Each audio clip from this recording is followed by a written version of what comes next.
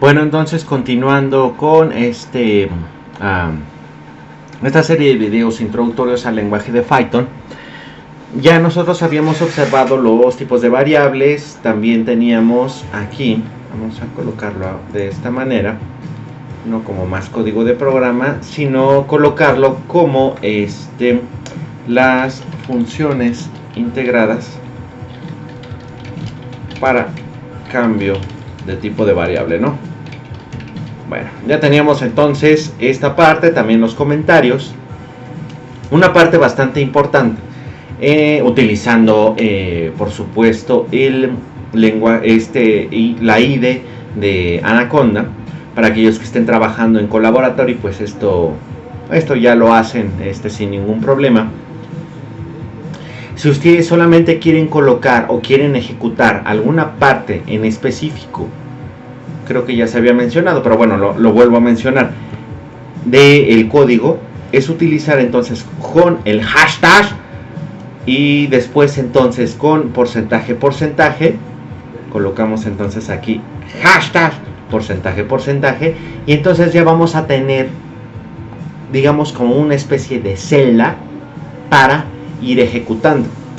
Esto se puede ejecutar con esta parte de acá arriba que dice ejecutar la celda actual, que es mediante control enter o shift enter. No hay ningún problema ahí con cualquiera de las dos, más bien sería esta parte y avanzar a la siguiente. Control enter ejecuta esto y ya después avanza a la siguiente o pone el cursor en la siguiente con el shift enter, y control enter ejecuta solamente esta y ya, no hace ninguna otra modificación. Entonces, para que realicen sus pruebas con esta parte, ¿vale? Eso es lo que voy a hacer entonces, control enter, ahí tenemos esta parte, shift enter, y esto ya me mueve el cursor hasta esta parte. Ok, ya hice estas modificaciones, ya tengo estas variables colocadas en memoria. Vamos a poner esto un poquito más para acá. ¿Por qué razón? Va, ahora viene, ¿qué primera parte? Las operaciones aritméticas. Operaciones. ¿Cómo está trabajando entonces la unidad aritmético-lógica de la unidad central de procesamiento, CPU? Vale, ¿cuáles van a ser las operaciones aritméticas? De manera ultra sencilla. Vamos a colocar esto así para que se vea un poco más profesional. Vamos a tener entonces más suma, menos resta, asterisco, multiplicación y este guión para división. Suma, resta, multiplicación y división. Para estas cosas que vamos a estar viendo acerca de los métodos numéricos,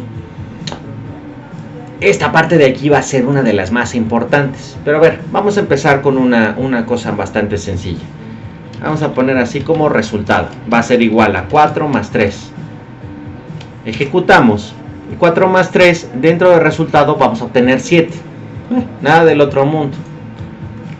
4 menos 3, ejecutamos y me da 4 menos 3 igual a 1. Pues sorpréndeme, Panteón. Vamos a tener entonces 4 por 3, ejecutamos y me va a dar 12. Utilizando entonces el asterisco. Ahora, estas van a ser las partes sencillas. Más, menos, por, no hay ningún problema. Se puede manejar como sea. Se puede utilizar entonces la multiplicación de valores enteros, la multiplicación de valores flotantes, también la suma y resta de suma, resta y multiplicación de enteros con flotantes. Y fíjense, bastante bien. Esto es muy importante.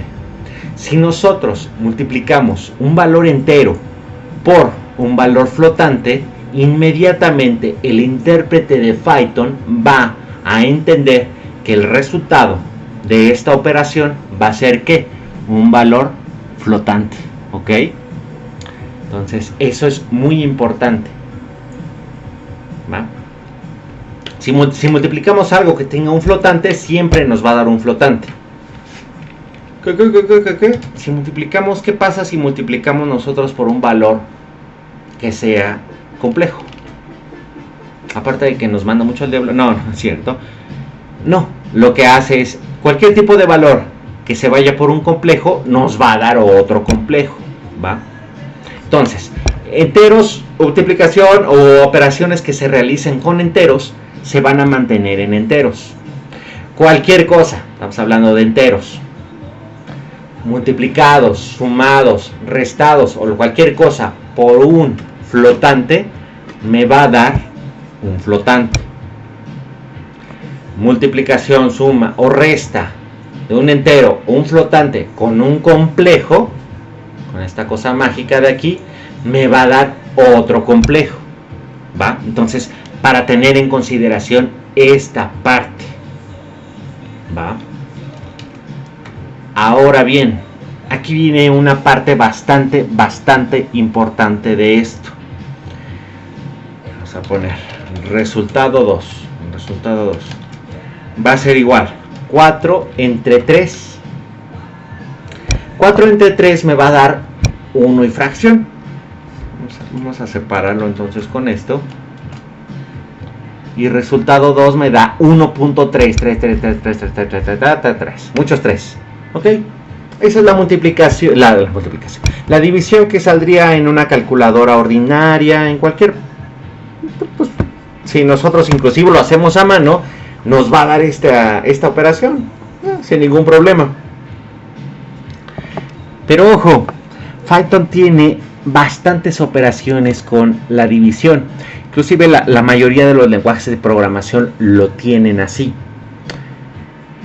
A ver, ¿qué pasa entonces? La operación de división, si nosotros recordamos, va a ser entonces un divisor entre un dividendo y eso nos va a dar un resultado, que es el que tenemos aquí, 1.33333. Sin embargo, Python, y les digo, la mayoría de los lenguajes de programación, porque así están programadas las computadoras, tienen una cosa que se llama división entera. ¿Qué es eso de la división entera?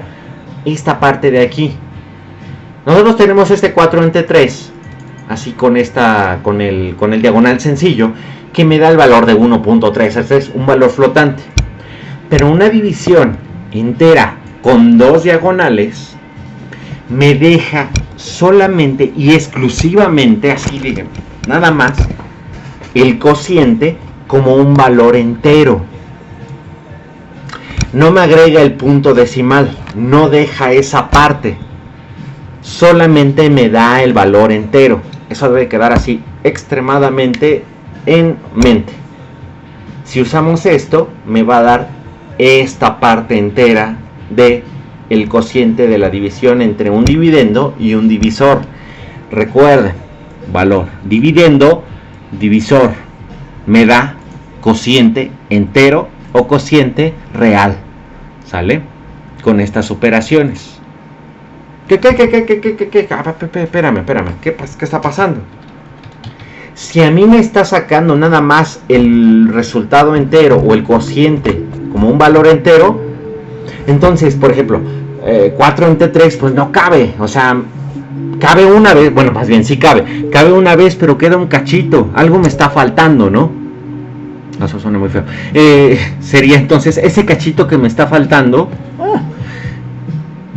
¿Cómo lo obtengo? Yo quiero obtener entonces el residuo de esa división. No es tan sencillo, no es tan difícil como parece.